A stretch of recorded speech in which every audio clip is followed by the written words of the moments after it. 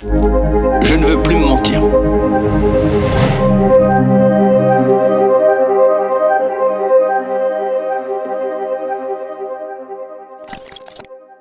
On connaît désormais la composition du Parlement qui doit impulser ces 5 prochaines années la politique gouvernementale de la France et faire les lois qui détermineront notre avenir, notamment notre avenir climatique, écologique. Et pourtant, on n'y voit pas forcément plus clair. Avec une Assemblée nationale sans majorité évidente, la nouvelle Union populaire écologique et sociale, la NUPES, réussit à glaner 142 députés, alors qu'Ensemble a 245 sièges et le Rassemblement national en a 89. Dans ces conditions, on peut se demander comment les députés feront pour imposer des lois progressistes et ambitieuses. L'un des gros chantiers politiques du gouvernement qu'il va falloir imposer dans le calendrier parlementaire, c'est celui d'une planification écologique et de lois pour la biodiversité et le climat. Pour en parler, nous recevons aujourd'hui Alma Dufour. Bonjour Alma Dufour. Bonjour. Vous allez bien ?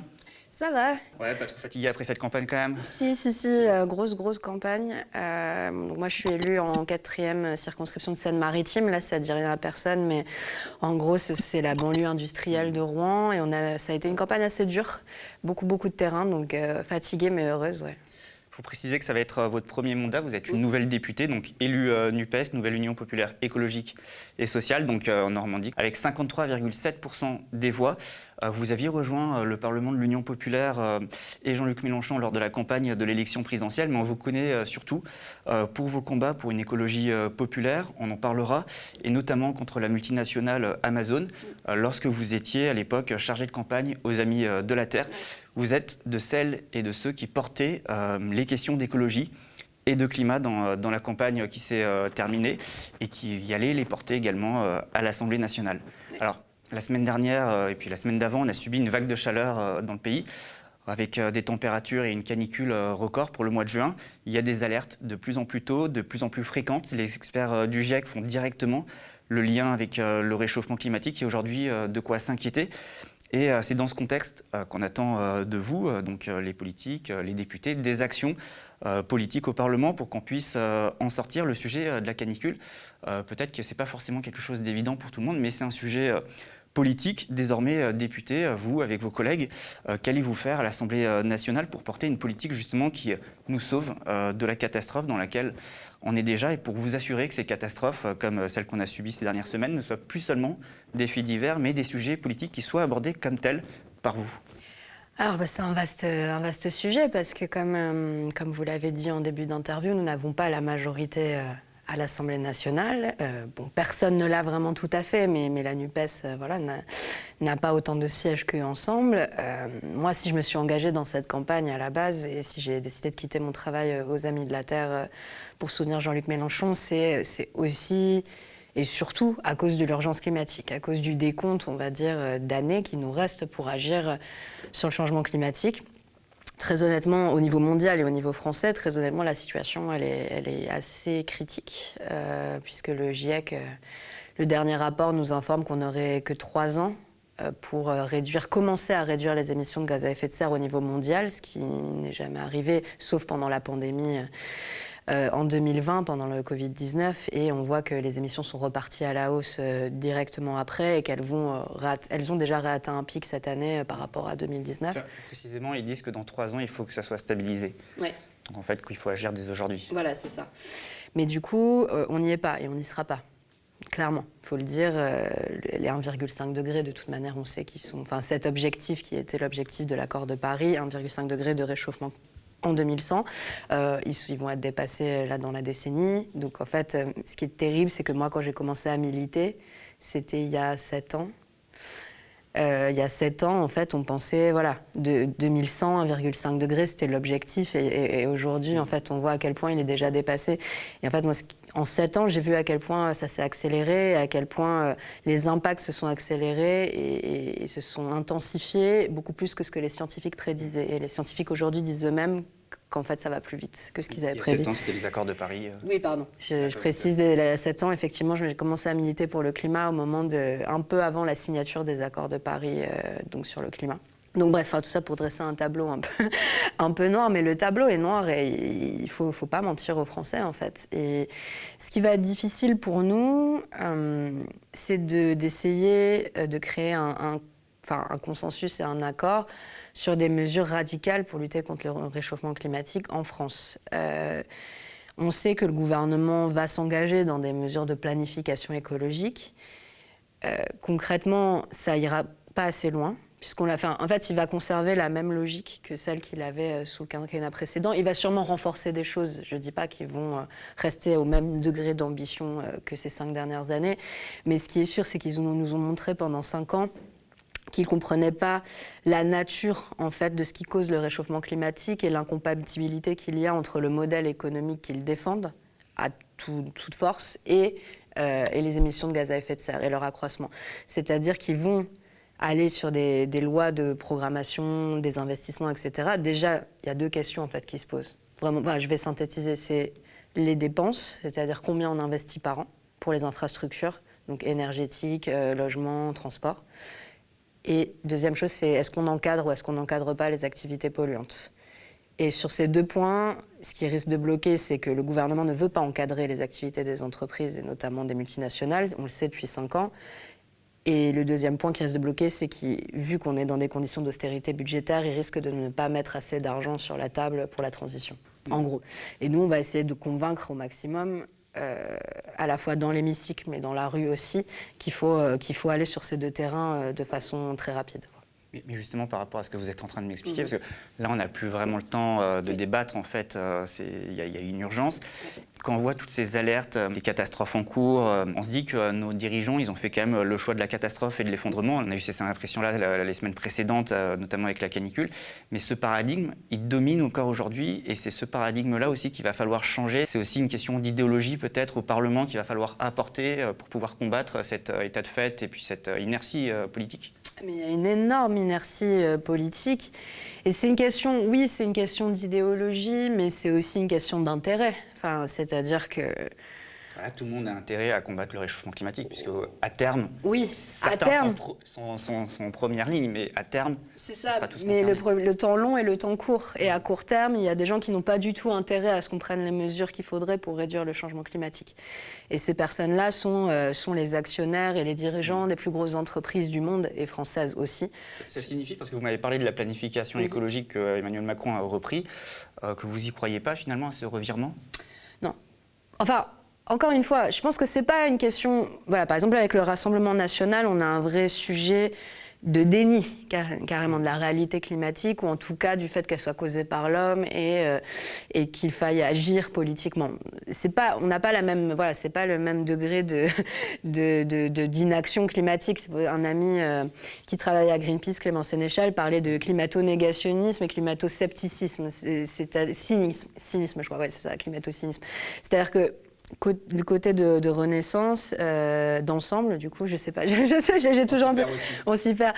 Ou La République en marche. En fait, il y a une ambition d'améliorer les choses, mais cette ambition, ils n'ont toujours pas opéré effectivement la mue idéologique pour des raisons, je pense, idéologiques, mais aussi d'intérêt concret, d'intérêt des multinationales et des dirigeants et des actionnaires qui les entourent. Enfin, clairement, on voit les pantouflages et les passages de l'industrie dans les cabinets et vice-versa. Enfin, là, on a vu quand même M. Djebari, l'ancien secrétaire d'État au transport, qui est parti bosser dans l'aviation. Enfin bon, voilà. On a vu aussi une ancienne...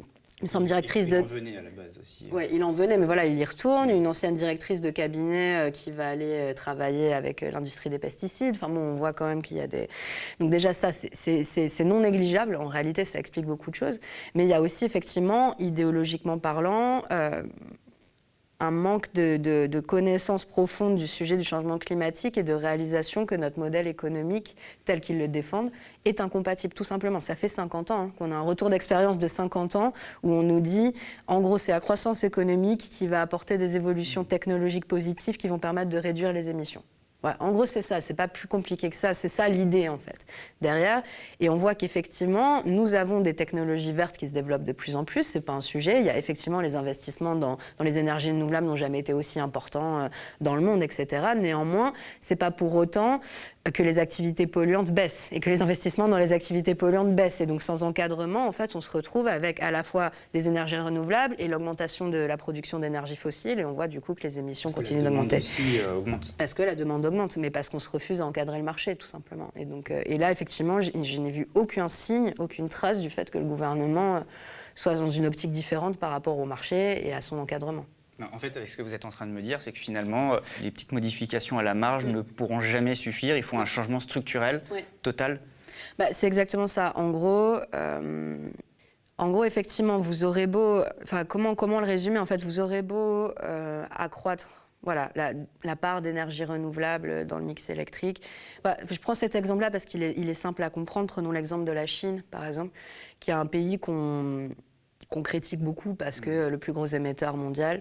Néanmoins, la Chine est aussi le pays qui installe le plus d'énergie renouvelable au monde et de très très très loin, quoi. C'est-à-dire que la moitié des capacités d'énergie renouvelable installées dans le monde chaque année le sont en Chine. La part des énergies renouvelables dans le mix électrique chinois a énormément augmenté et beaucoup plus vite que dans n'importe quel pays. Donc voilà, c'est pas un pays qui prend ça à la légère. Néanmoins, c'est un pays dont le modèle économique, on le sait, est bâti sur une croissance rapide, tirée par l'industrie manufacturière, la production de biens, qui requiert aussi du charbon, puisque la Chine développe encore du charbon. Et en fait, même si le mix électrique, donc même si la part d'énergie renouvelable augmente, le simple fait de continuer sa croissance, en fait, fait qu'elle continue d'ouvrir des centrales à charbon et fait qu'en fait, la Chine émet toujours de plus en plus, malgré ses investissements colossaux dans la transition. Très concrètement, c'est ça que ça veut dire. Ça veut dire que si vous ne mettez pas un plafond à vos activités polluantes et à l'usage d'énergie peu chère, carbonée, en fait, malgré vos investissements et les améliorations technologiques que vous essayez d'apporter, vous continuez, de par le fait que vous vouliez grossir votre économie de plus en plus, à émettre toujours davantage. Le pas de temps de développement de la technologie est trop lent par rapport au pas de temps de la croissance économique et du changement climatique, si je dois synthétiser mon propos, en gros. Du coup, avec ces sujets, comment vous allez faire en étant minoritaire au Parlement? Comment vous allez vous organiser avec les autres députés NUPES pour imposer ces thèmes dans l'agenda parlementaire? Vous allez constituer un groupe de députés qui vont travailler sur ces questions, une task force sur l'écologie et le climat? Je pense que c'est une très bonne idée. Alors, comme on vient de prendre nos fonctions, il y a déjà la commission développement durable et aménagement du territoire, qui sera une commission centrale, puisqu'en fait tous les textes vraiment qui ont trait à l'environnement passeront par cette commission. Il y a en fait d'autres commissions qui sont profondément liées à ce sujet-là, c'est la commission économie et la commission des finances. Au-delà des commissions, donc déjà les députés qui seront dans ces commissions se devront de se coordonner au maximum et d'essayer de pousser à l'agenda. Nous, on peut mettre des propositions de loi pour essayer de faire avancer les choses. On sait que le gouvernement va de toute manière aller sur des textes sur le climat, comme il l'a fait le précédent quinquennat. On a eu plusieurs textes quand même. On a eu la loi climat-énergie, la loi sur le climat, justement. Bon, ces textes sont vides, complètement vides, mais il a apporté à l'agenda. Et nous, après, ce sera notre travail de déposer des amendements et d'essayer de les faire voter par la majorité de l'hémicycle. Mais on se fait peu d'espoir sur le fait que, mis à part la NUPES, tout le reste du champ politique qui a été élu dans l'hémicycle est très en deçà de l'urgence climatique, en tout cas dans leur programme. J'ai envie de dire, ensemble, c'était à peu près un peu les plus ambitieux. Et on voit le gap qu'il y a entre le programme d'ensemble et la capacité à réduire réellement nos émissions de gaz à effet de serre. Je ne vous parle même pas du Rassemblement national ou des Républicains, quoi. Donc on a vraiment du souci à se faire du côté de l'hémicycle sur notre capacité. Transformer le Parlement en ZAD, comme dit Marine Le Pen et le Rassemblement national. On va voir, hein. Peut-être qu'on va essayer de les convaincre, on va faire des actions. Non, mais en tout cas, ce qui est sûr, c'est qu'il faut que les Français comprennent qu'effectivement, les résultats de ces élections sont préoccupantes pour le climat. Oui, justement, l'élection de 89 députés RN, plus Nicolas Dupont-Aignan et Madame Ménard. Les Républicains, pardon, il n'y a pas de différence foncière de nature entre les Républicains et le RN sur ce sujet-là. Enfin, il y a quand même quelque chose que vous anticipez, du coup, pour ce mandat, la manière dont les débats vont être gérés avec, face à vous, des gens qui vont porter des positions climato-cyniques, comme vous dites? Oui, c'est quelque chose qui me fait peur. Parce qu'on voit aussi parce que c'est pas parce que quelque chose est vrai et catastrophique que ça veut dire que les gens vont forcément se rendre compte de ce qui se passe et forcément avoir la bonne réponse et une réponse adaptée. Vous l'avez dit au début, comment ça se fait? On est au bord de la catastrophe et personne n'agit. C'est ça qui est terrible, c'est que l'être humain n'est pas spécialement rationnel, enfin, ou pas entièrement rationnel, et qu'en fait devient politique ce dont on parle comme tel, ce que vous avez dit, c'est-à-dire on pourrait très bien subir plein de catastrophes climatiques et ne jamais nommer le mot ni changement climatique, ni responsabilité humaine, ni responsabilité économique en fonction des médias qui tiendront ce discours-là. Et les gens pourraient juste subir sans forcément s'expliquer et voir les causes, les liens de cause à effet et vouloir changer. Et on l'a vu, par exemple, il y avait un article très intéressant sur l'Australie, qui est quand même un pays qui a subi des impacts du changement climatique absolument énormes. C'est aussi une responsabilité énorme. Et qui a aussi une responsabilité énorme. Et ce n'est pas pour autant que la société a fait un bond en avant en termes de conscience écologique. Tout dépend des forces politiques en présence et de comment elles agitent aussi la société et les médias. Et le discours qui sera relayé. Donc effectivement, sous la poussée de députés réactionnaires et de certains médias, on va dire, vous voyez duquel je parle notamment, qui ne parlent quasiment jamais du changement climatique, ou quand ils en parlent, voilà, pour avoir des discours qui frôlent le déni, ou alors des discours ultra culpabilisants sur les gens, enfin voilà, qui vraiment font tout pour que l'écologie soit détestée des classes populaires. En gros, c'est ça, et c'est ça qui se passe depuis des années. C'est inquiétant. Parce que malgré l'intensification du phénomène, c'est pas dit qu'on arrive à construire et à avancer donc du coup vers une prise de conscience plus générale dans la société, une volonté d'agir aussi dans la société, quoi. Mais justement, vous venez de parler de responsabilité, mais la responsabilité, vous allez la pointer dans l'Assemblée nationale. Qui est responsable? Est-ce que c'est le système économique, le capitalisme, ou est-ce que c'est le gouvernement? Les deux, parce que du coup c'est le système économique et le capitalisme, clairement. Clairement, puisque ce système est intrinsèquement incapable de fonctionner avec des limites. C'est ça, en fait, de se dire on ne peut pas être dans une recherche de croissance permanente et de dette permanente dans un système où les ressources et l'équilibre de la planète est fini. Et ce système-là, ontologiquement, il ne fonctionne pas avec ce principe-là.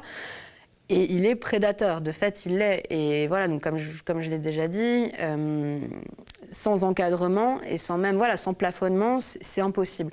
Et le gouvernement est le tenant de ce système-là. Le gouvernement, vraiment, pour moi, il est même anachronique, en fait. C'est un gouvernement, c'est la queue de comète, en fait, de la révolution néolibérale de Reagan à l'époque. C'est-à-dire, pour moi, c'est exactement la même idéologie que celle qu'on connaît depuis les années 80. Il n'y a pas beaucoup de changements dans la doctrine économique. Et en fait, oui, effectivement, donc il est le tenant de ce système. Il est là pour le défendre et pour nous expliquer que c'est ça qui va faire que les Français vivront mieux et qu'on pourra résoudre le changement climatique. Emmanuel Macron, je vous donne un exemple, pendant le Covid, il a dit quelque chose qui était assez fou. Il a dit, vous voyez, pendant le Covid, les émissions n'ont réduit que de 8% ou 7%. Or, c'est pas, vous voyez, ça prouve que c'est pas suffisant, en fait, le fait de limiter l'activité économique, parce que c'est peu, en fait, 8% par rapport à ce qu'il faudrait réduire sur plusieurs années. Et il a dit ça, il a osé dire ça, alors que c'est la seule fois dans toute l'histoire, depuis le début du développement industriel, que les émissions ont réellement réduit à un moment. Alors, c'est pas du tout le modèle de société qu'on souhaite, mais en fait, il en est à nier l'évidence et à nous dire, vous voyez, l'arrêt de certaines activités ne fonctionne pas, alors que visiblement, manifestement, si on regarde juste en termes comme d'observateurs froids, en fait, c'est le seul moment où les émissions ont vraiment réduit, à un moment donné. Et donc, il est dans un total déni, et effectivement, et tous les gens qui l'entourent le sont aussi. Et voilà, moi, ça fait 5 ans que je les pratique, et j'ai aucune confiance en eux pour changer leur braquet idéologique, quoi, malheureusement. Mais justement, on va parler des activités industrielles, mais avant, j'aimerais vous demander, quelle est la priorité? Là, vous attendez une nouvelle loi climat pour les prochains mois? Alors pour les prochains mois, nous, on a entendu dire qu'il y aura une loi sur le mix électrique et énergétique. Donc effectivement, il faut avancer sur ces sujets-là. On a un gros retard dans le développement des énergies renouvelables. Vous savez que la France est, je crois, le seul pays de l'Union européenne qui n'avait pas atteint ses objectifs de développement des énergies renouvelables. Donc on a raté la marche, pas beaucoup, mais quand même, c'est quand même un mauvais signal. Évidemment, il y aura des énormes débats sur le nucléaire. Et d'ailleurs, le gouvernement peut-être aussi qui va tenter d'instrumentaliser cette question-là et qui place ce débat assez rapidement pour aussi mettre un coin dans la NUPES où on sait que les sujets énergétiques ne sont pas forcément les sujets où il y a le plus de consensus entre certains partis sur le nucléaire. Il fait déjà de l'instrumentaliser au niveau européen avec la taxonomie verte, c'est quelque chose qui est déjà en cours. Oui, tout à fait. Alors la taxonomie verte, je ne sais pas si les gens voient de quoi on parle. En gros, c'est le fait pour... en fait, c'est une espèce de classification des investissements comme verts ou non verts qui permettent d'avoir un soutien public notamment de l'Union européenne. Il a fait inscrire le nucléaire. Voilà, et là c'est en train de battre disons que ils sont en train de battre en retraite face au Parlement, à l'Union européenne, donc c'est pas fini ce dossier, mais effectivement, le gouvernement qui vantait le nucléaire comme une manière, l'énergie la plus propre, la seule manière de lutter contre le changement climatique réaliste, puisque une énergie puissante qui permet de justement pas changer le modèle économique tout en réduisant les émissions de gaz à effet de serre, a été prêt à marchander avec des pays qui voulaient inclure le gaz. Donc le gaz qui est une énergie fossile extrêmement polluante, contrairement à ce qui est présenté comme une énergie intermédiaire qui émet moins. En fait, les dernières études révèlent en fait que le gaz émet énormément de gaz à effet de serre, notamment à cause des fuites de méthane tout au long du parcours du gaz, que ce soit à l'extraction ou au transport dans les gazoducs.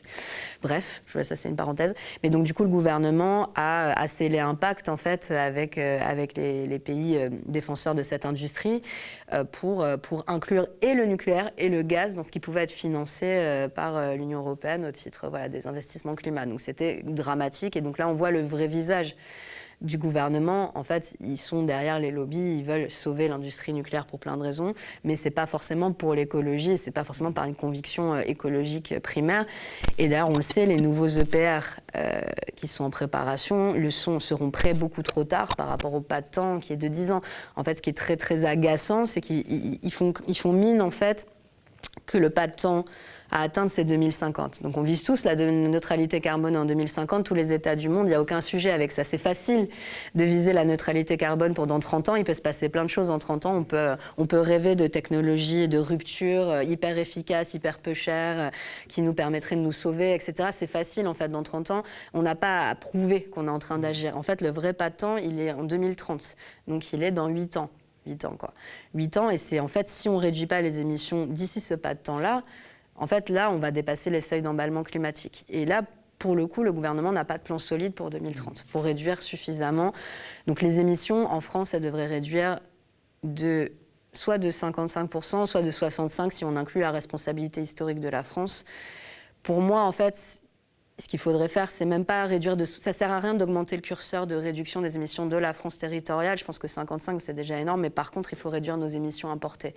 Ce qui n'est pas obligatoire dans le cadre de l'Union européenne, ni dans le cadre de la France. Nous n'avons pas d'objectif de réduction de nos émissions importées, c'est-à-dire les émissions qui sont liées aux produits qu'on importe et que l'on consomme, alors qu'elles sont en train de dépasser les émissions du territoire national. Justement, vous avez fait campagne pendant les législatives dans une circonscription industrielle avec des enjeux liés à l'emploi. Comment ça s'est passé là-bas quand vous parlez d'écologie? Que vous ont dit les gens que vous avez rencontrés dans votre circonscription? Qu'attendent-ils de vous sur ces sujets? C'est intéressant parce que, je reprends l'exemple, je reprends l'argument que je vous donnais tout à l'heure, c'est-à-dire que devient politique un sujet qu'on décide de faire comme tel.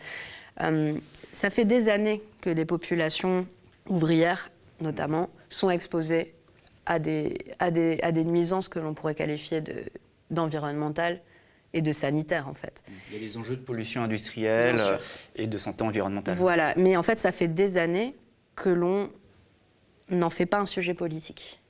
Et un peu comme c'est ma crainte pour le climat aussi, en fait, en fonction. Ça fait des années qu'il y a des gens, en fait, pour le dire très clairement, ça fait des années qu'il y a des gens qui meurent de cancer qui sont liés à l'activité industrielle lourde en France. Et ça fait des années qu'il y a une omerta et qu'on n'en parle pas.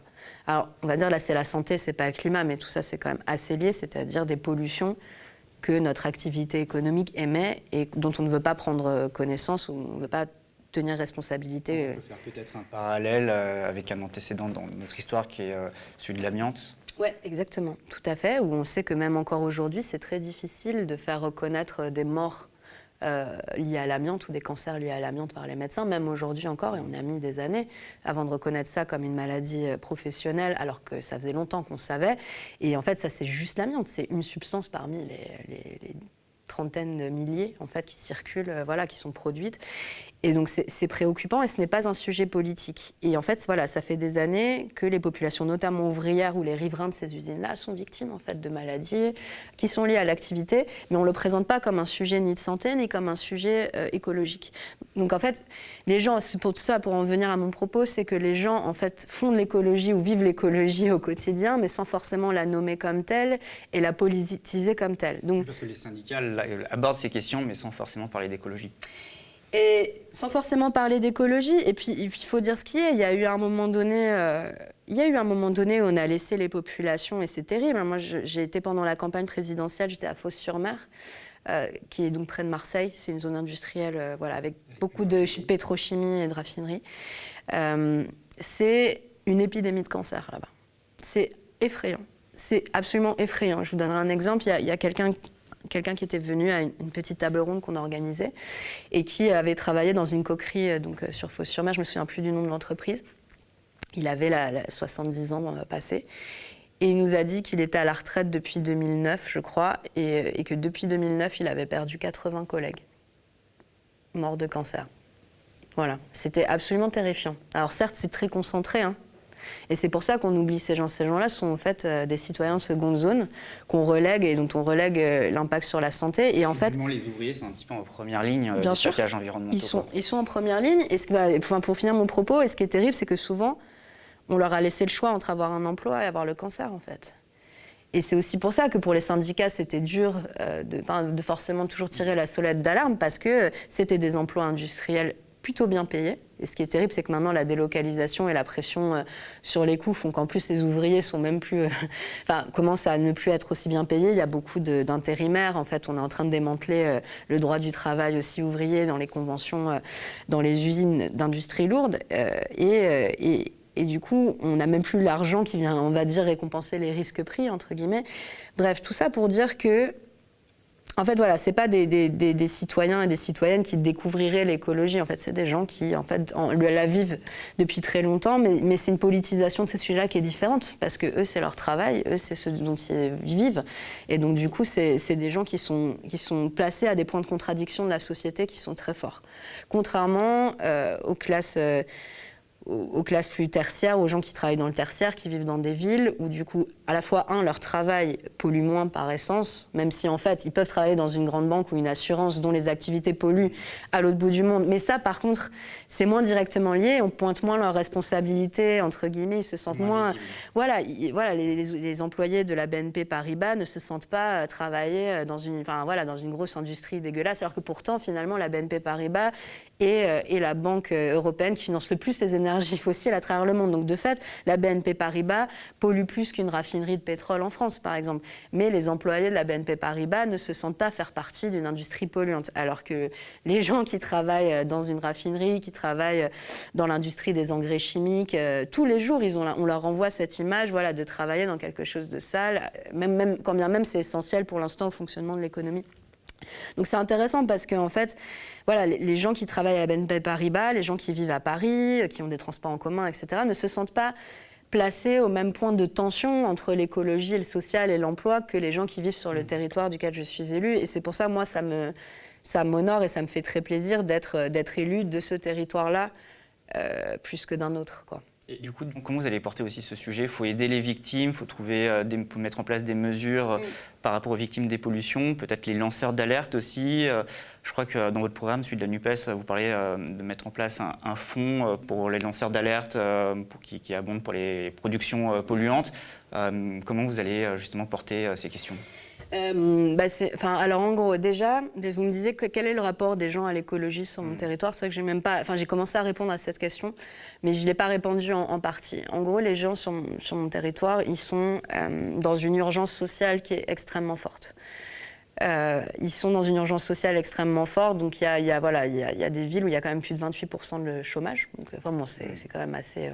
Et dont des quartiers où il y a une personne sur deux qui est sans emploi. Donc vous appliquez l'inflation sur les prix à cette situation qui préexistait, ça vous donne un peu une idée de la situation. C'est très tendu, il y a des gens, ils se privent de repas aujourd'hui, et malheureusement la voiture n'est pas le poste de dépense qu'ils peuvent réduire en premier, puisqu'il n'y a pas de transport en commun suffisant sur le bassin rouennais.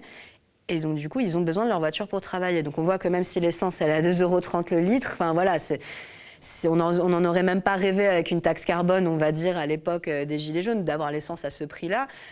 En fait, les gens ne se passent pas pour autant de leur voiture parce qu'ils en ont besoin pour vivre, enfin pour survivre, pour aller travailler. Donc du coup, on voit qu'il y a un problème, un blocage, c'est-à-dire qu'en fait, régler les problèmes écologiques par les prix pour les classes qui sont en périphérie, et qui ont besoin de leur voiture comme un outil de travail en fait, pour aller travailler, c'est pas comme ça que ça se passe. En fait, il faut d'abord créer les alternatives et réparer les 40 ans d'aménagement du territoire qu'on a fait avec le tout-voiture en fait, et qui a augmenté les distances entre domicile et travail. Les gens ne peuvent pas déménager du jour au lendemain pour se rapprocher de leur travail, même si maintenant des gens le disent. Ils disent « Ah, c'est vrai que j'ai fait un mauvais choix ». À l'époque, l'essence coûtait pas cher. Je me suis dit que je pouvais avoir une maison là ou un appart là et à travailler à l'autre bout. Maintenant, je vois qu'en fait, je suis trop loin de mon travail. Pourtant, ils ne travaillent pas à l'autre bout de la France. Mais ils commencent à avoir ce genre de réflexion. Mais ça prend du temps, en fait. C'est pas quelque chose... Donc, c'est des trucs très quotidiens par rapport à la voiture, donc un rejet des politiques, notamment de ZFE et donc des taxations carbone, ça c'est évident, de ZFE aussi, c'est-à-dire les politiques qui voudraient leur faire racheter des voitures alors qu'ils sont déjà, ils savent pas comment ils vont faire pour finir le mois. Ça c'est très compliqué à entendre, et nous on est contre en fait le fait d'interdire l'accès aux classes plus populaires au centre-ville en fait et les forcer à racheter des voitures neuves qui pourront pas s'acheter quoi concrètement. D'ailleurs dans votre campagne j'ai vu vous avez repris le slogan des gilets jaunes, fin du monde, fin du mois dans le combat. Tout à fait. D'ailleurs même votre suppléant c'était un gilet jaune, Oui. c'est un syndicaliste et un gilet jaune. C'est un gilet jaune donc un des porte-parole du rond-point des Vaches, donc ce fameux rond-point qui est à côté de Rouen, qui a été un des ronds-points les plus actifs pendant le mouvement, et Olivier Bruno, donc je le salue. C'est aussi un syndicaliste qui travaille dans la plus grosse usine de fabrication et de stockage d'engrais chimiques d'Europe, donc qui s'appelle Borealis, qui est sur notre circonscription.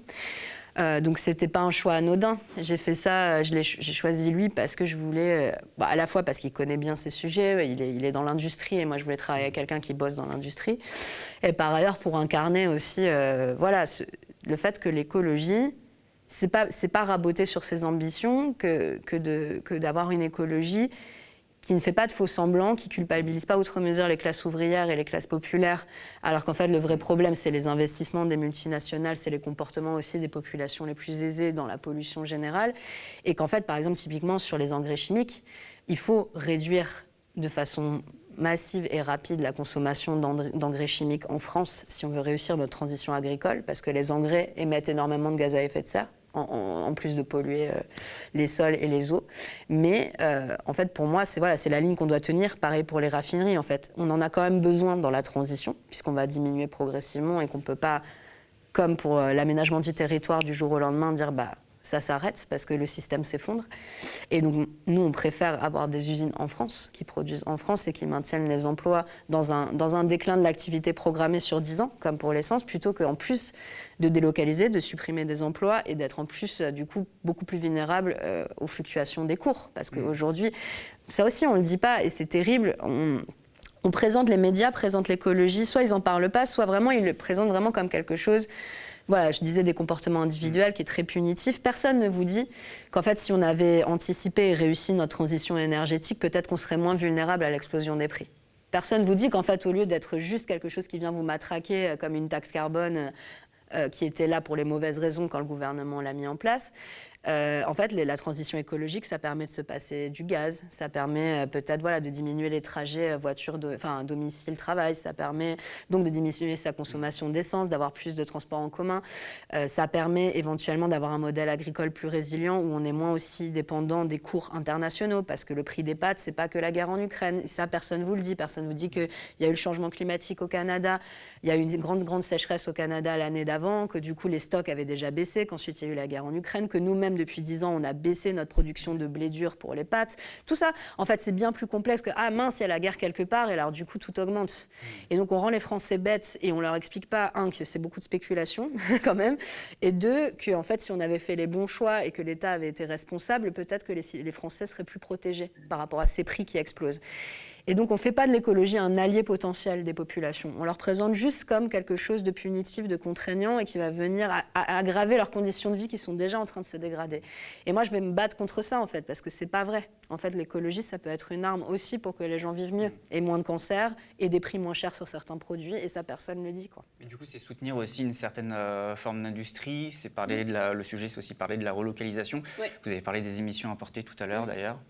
Alors, typiquement, effectivement, nous, par exemple, sur les industries polluantes, voilà, nous la ligne qu'on veut défendre, c'est qu'il vaut mieux ici qu'ailleurs et qu'on peut tout à fait être dans une logique de réduction des activités polluantes, donc les engrais, la consommation de carburant, etc., tout en voulant maintenir les sites en France sur un plan de 10 ans.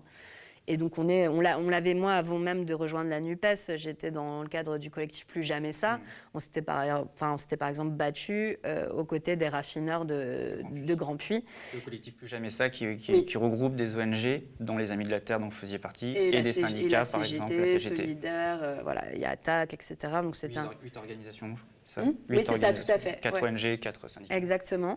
FSU, enfin bon, bref. Donc ce collectif qui continue, qui est toujours actif, effectivement, nous, on s'est mobilisés aux côtés de raffineurs. Donc on pouvait dire, c'est vraiment typiquement l'industrie du passé. Mais en fait, justement, pour démontrer ça, c'est que la question, c'est pas le site de production, c'est la demande.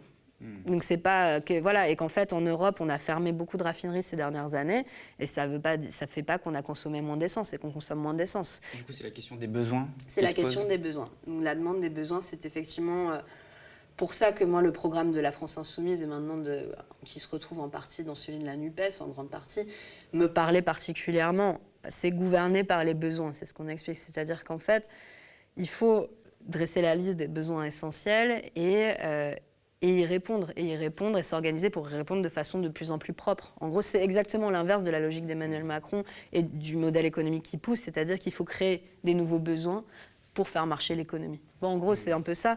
Et donc, effectivement, quand on s'organise par les besoins, voilà, il ne s'agit pas, du coup, on dit, on a encore besoin de consommer de l'essence pendant tant d'années, parce qu'en 2030, ça s'arrête. Imaginons, en 2030, c'est fini, mais là, en 2025, en 2026, 27, 28, pareil pour les engrais chimiques, mais en fait, on peut garder les sites en France, voire même en relocaliser certains, parce que je pense vraiment qu'on va être de plus en plus vulnérable aux chocs internationaux et qu'on a intérêt à avoir une partie, même si ce n'est pas la totalité, mais une partie de nos activités stratégiques essentielles situées en France. Donc, consommation d'engrais, consommation de carburant, tout ça, on doit se préserver en fait une capacité de production nationale.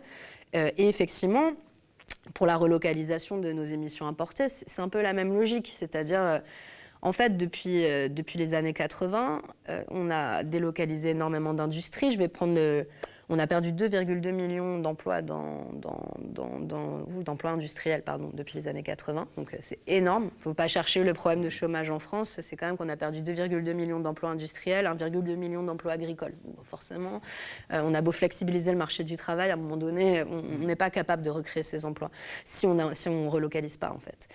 Et par ailleurs, au-delà de l'emploi, on a délocalisé en du coup fermant les yeux sur la pollution que ça entraînait ailleurs. Et je prendrai l'exemple le plus emblématique, c'est celui du textile. C'est vraiment l'industrie mondialisée par excellence. On a perdu plus de 310 000 emplois dans la fabrication de textiles en France depuis les années, fin des années 70. Pour aller vers des pays avec des normes sociales et environnementales. Moins disantes. Donc ça a commencé... Ouais, voilà, et ça a commencé, en plus ça a eu plusieurs vagues parce que les délocalisations à l'étranger se poursuivent en fait. C'est-à-dire que ça a d'abord été dans le bassin méditerranéen, puis après ça arrivait en Chine, mais maintenant la Chine, c'est beaucoup trop cher pour le textile, donc c'est parti au Bangladesh, et maintenant même le Bangladesh, ça suffit plus, et il y a maintenant des usines qui vont s'installer en Éthiopie par exemple, comme H&M, parce que l'Éthiopie, voilà, c'est des salaires de $20 par mois. Donc ça leur suffira jamais en fait, c'est-à-dire qu'il n'y a pas, et contrairement à ce que les économistes libéraux nous disaient, il n'y a pas un phénomène sur 50 ans d'amélioration générale des salaires et des niveaux de vie dans ce secteur. En fait, les salaires continuent de baisser. Et donc, du coup, on voit que dans ces secteurs-là, en fait, la mondialisation n'a pas apporté de bienfaits pour la population mondiale dans sa globalité. Les salariés du textile, en fait, ne gagnent pas mieux leur vie et il y a une pression sur les salaires énorme. Et du coup, et au-delà des salaires, on a explosé les émissions. Parce que du coup, les pays qui produisent à bas coût, il y a le salaire, mais il y a aussi l'énergie pas chère. Parce que c'est la même chose. En fait, dans le coût de production, il y a le coût du travail, mais il y a aussi le coût de l'énergie. On l'oublie, mais c'est aussi un facteur du coût que vous payez en magasin. Et l'énergie la moins chère, c'est le charbon. Et c'est l'énergie qui pollue le plus. Et donc, du coup, on a aussi augmenté en plus la production de vêtements nourrie par des centrales à charbon. Et donc après, on s'étonne effectivement que les émissions aient explosé. Donc dans ce secteur et dans d'autres en fait. Mais c'est vraiment lié à ça. L'emballement de la croissance des émissions mondiales est tout à fait lié à la délocalisation et à notre surconsommation. Parce que ça se répond en fait. Vous produisez moins cher, vous pouvez produire plus, vous consommez plus, vous avez besoin de plus d'énergie, plus de charbon. Et voilà, vous avez créé un système qui est extrêmement polluant. Et ça, on a voulu complètement le cacher. On a arrêté d'y penser. Voilà, plus le transport. Mais en fait, c'est la fabrication qui émet le plus en réalité. Sauf quand vous faites voyager les vêtements par avion, ce que fait le e-commerce maintenant. Et là, c'est... Mais du coup, pour relocaliser, on parlait tout à l'heure de la planification écologique, mais là justement, on est en plein dedans. Vous parliez aussi des besoins.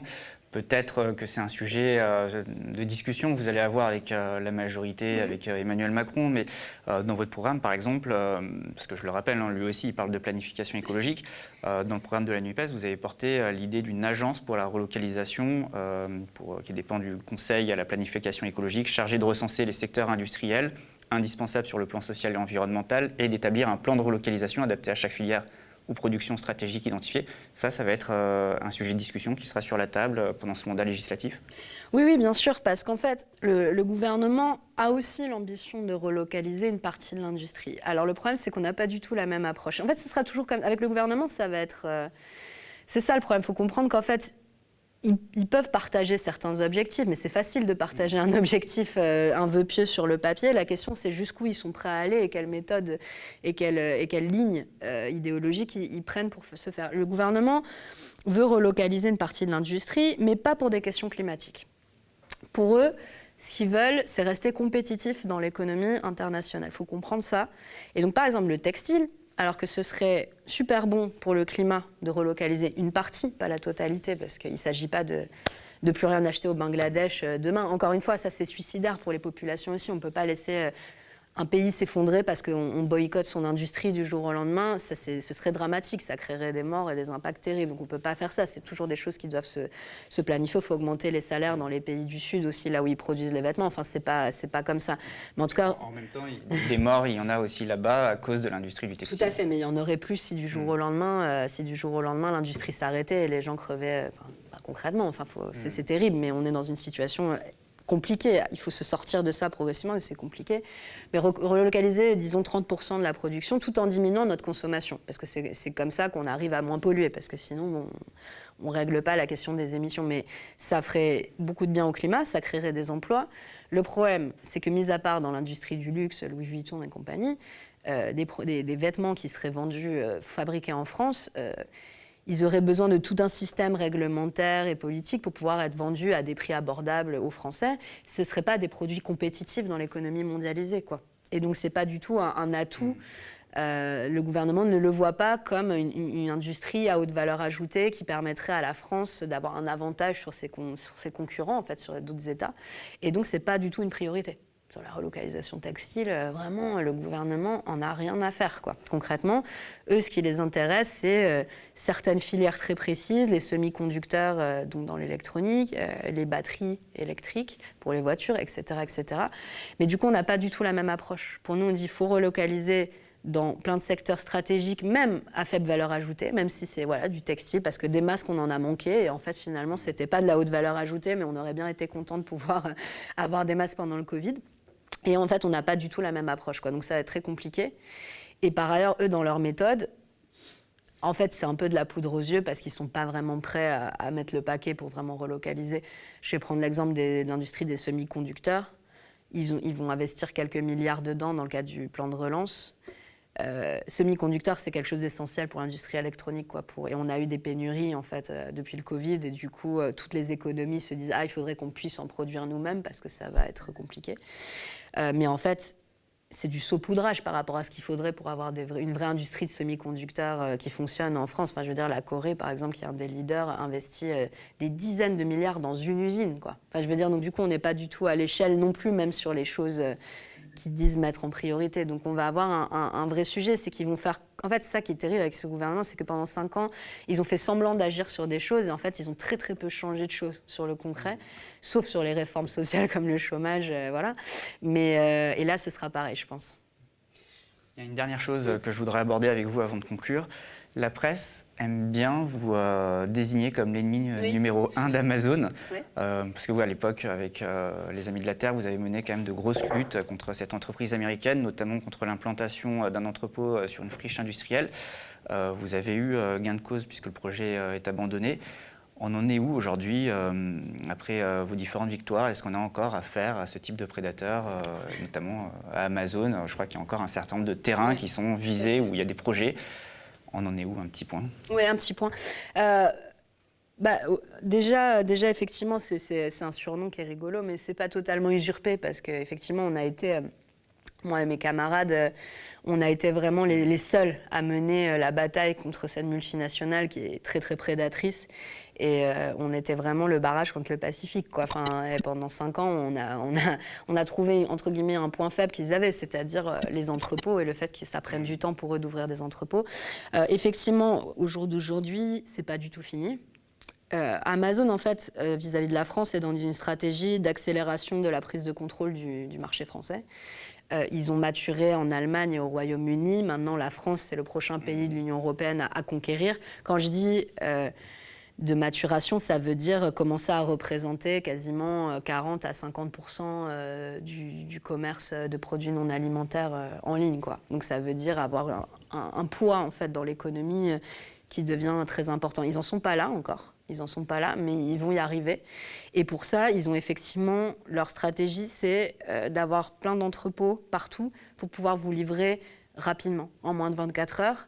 Et votre abonnement Prime, moins de 24 heures, c'est aussi l'abonnement pour regarder les séries, etc. Leur but, c'est de rendre le consommateur français et les autres captifs, en fait, de l'univers Amazon, qui vous offre plein d'avantages. On est en plein dedans, là. Voilà, qui vous offre plein d'avantages que d'autres ne vous offrent pas à des prix imbattables, quitte à vendre à perte, parce que je vais le dire, ils vont me poursuivre en diffamation, mais Amazon, en fait, le système est un gigantesque système de vente à perte, ce qui est interdit normalement. Très complexe, hein, c'est pas aussi basique que je vends à perte, mais en fait, en gros, ça revient à ça.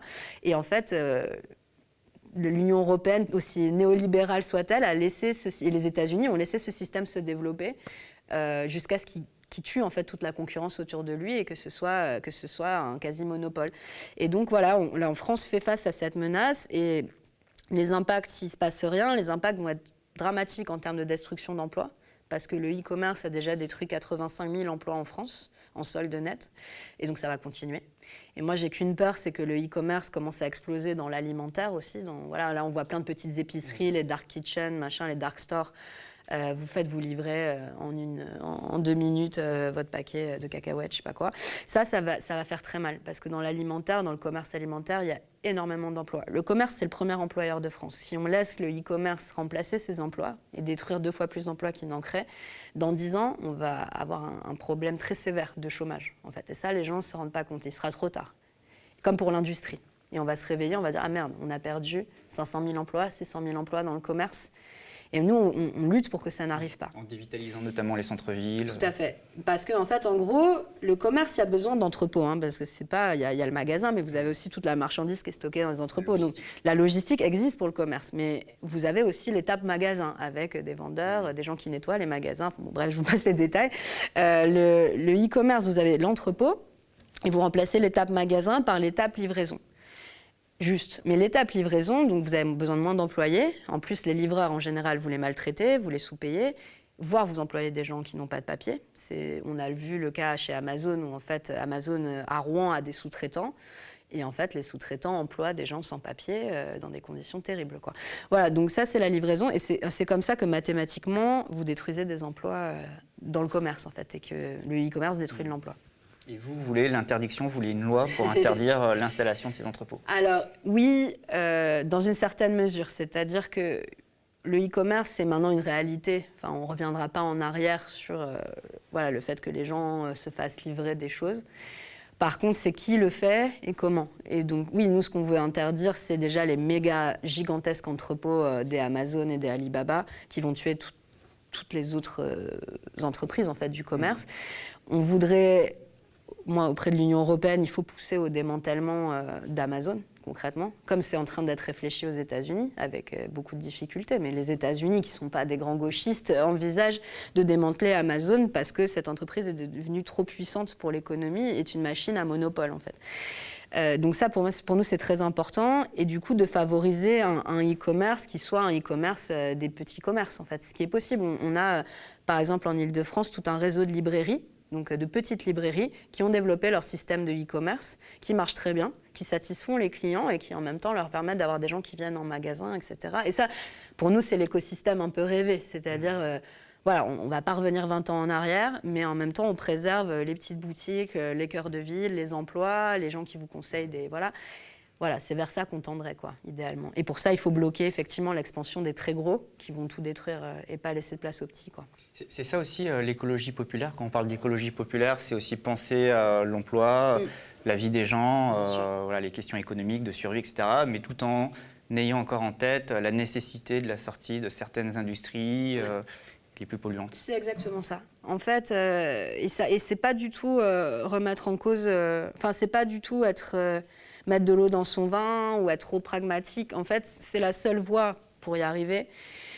C'est d'avoir une voie qui soit, en fait, qui préserve, qui mette tout le monde dans une situation d'égalité et d'équité plutôt vis-à-vis de la transition écologique, de comprendre, comme je le disais, qu'il y a des gens qui sont soumis par leur métier, leur lieu de vie, à des contraintes qui sont bien plus fortes que d'autres, que d'ailleurs, si on prenait les choses d'un point de vue global, donc sur les émissions importées, sur les activités polluantes de nos multinationales, en fait, c'est les gens qui travaillent dans les grandes boîtes, les grands cadres, qui devraient être soumis à ces contraintes morales et pratiques beaucoup plus que les ouvriers, en réalité. Mais ce n'est pas le cas. Et en fait, la version de l'écologie qu'on nous raconte depuis 10 ans, elle est orientée politiquement. Elle est orientée au service du système néolibéral et des puissants. Et donc, en fait, l'écologie populaire, c'est juste de créer un nouveau récit et d'apporter, qui est tout aussi juste que l'autre. Enfin, c'est-à-dire qui est même plus juste, mais c'est-à-dire de dire... En fait, la version qu'on vous raconte de l'écologie n'est pas neutre. Et nous, on ne vient pas créer une écologie matinée de sociale pour faire plaisir aux gens et avancer. On vient, en fait, raconter un autre récit qu'on ne vous a pas raconté parce que ce n'est pas neutre, la version dont on vous parle de l'écologie. C'est ça que j'essaye d'expliquer aux gens. Comme je vous disais sur les prix, par exemple.